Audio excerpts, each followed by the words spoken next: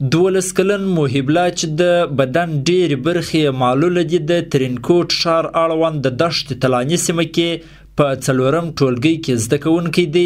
هره ورځ په دغه ډول در ټولګیو پورې ځي او د خپلو ټولګیوالو ترڅنګ زده کړې کوي. وایي غواړي تر ښوونځي بشپړېدو وروسته د طب برخه کې زده کړې وکړي. مې پلار دی ترم سم کړم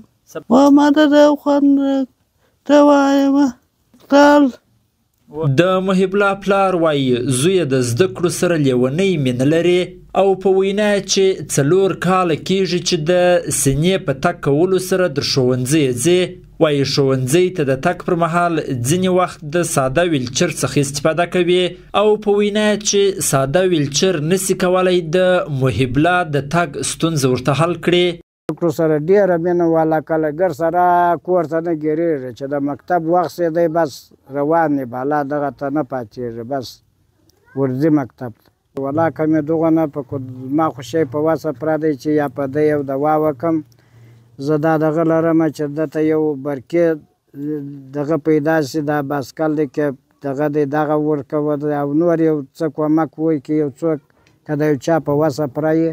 په دغه ښوونځي کې د محب الله ښوونکي وایي محب الله د نورو زده کوونکو په څیر پر وخت زده کړو کولو ته حاضر کیږي او په ښه ډول زده کړې کوي. وایي چې دغه معلول ماشوم ځیرک زده کوونکی دی او د زده کړو در سره کېدو ښه مسؤلیت ادا کوي.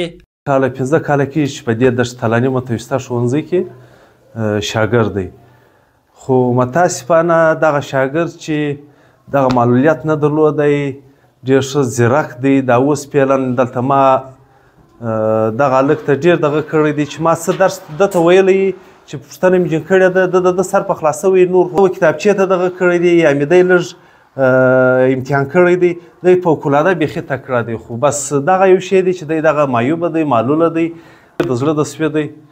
نو مشکل لري. ځایي مسؤلین بیا د دغه معیوب ماشوم د دغو هڅو ستاینه کوي چې په معلولیت حالت کې هم مبارزه کوي او زده کړو ته مخه کړي. وایي د محب الله د زده کړو په برخه کې د محب الله د ستونزو حل کولو هڅې کوي. پر تعلیم باندې هغه په اصلاح باندې مین وي او تعلیم ته جدون شوق لري یا تعلیم ته جدون تشویق البته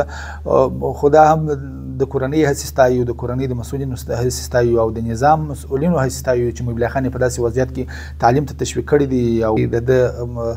د ژوند هر هغه ستونزو هر هغه مشکل به انشاءالله هغه ته به رسېدګي کېږي تر خپله توان تر خپله طاقته پورې او د سره بله هم همکاري کېږي. د محب الله پلار چې په یوې دولتي اداره کې د ملازم په توګه دنده در سره کوي وایي چې په هر ډول حالاتو کې به د محب الله د ښه زده کړو در سره کېدو ملاتړ وکړي. انتظار احمد احمدي، امید راډیو، ارزګان.